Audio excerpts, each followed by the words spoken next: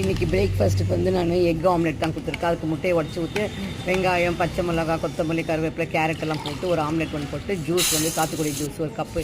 இதான் morning breakfast. மத்தியானம் லஞ்சுக்கு வந்து ப்ரௌன் ரைஸு, அதுவும் பாலக்கீரை வந்து லஞ்ச் பண்ணணும். தண்ணியை சுட வச்சு அதில் போட்டு கொஞ்சம் நேரம் விட்டுடணும். அது போட்டதுக்கப்புறம் நல்லா அது வதங்கிடும். அதுக்கப்புறம் தண்ணியை வடிச்சிட்டு ஒரு கடாய் வச்சு எண்ணெய் ஊற்றி வெங்காயம், பூண்டு, பச்சை மிளகா, அப்புறம் இந்த அரைச்சி வதக்கி வச்சுருக்க கீரை அதில் போட்டு நல்லா வதக்கிட்டு அது நல்லா ஆறுனதுக்கப்புறம் மிக்சியில் போட்டு அரைச்சி அதை தாளிச்சிடணும். அதுதான் வந்து இப்போ பாலக்கீரை ரைஸ் வந்து ப்ரௌன் ரைஸு, கேரட் பொரியல், அதுக்கப்புறம் சாத்துக்குடி ஜூஸ். இதுதான் வந்து லஞ்ச் அவளுக்கு.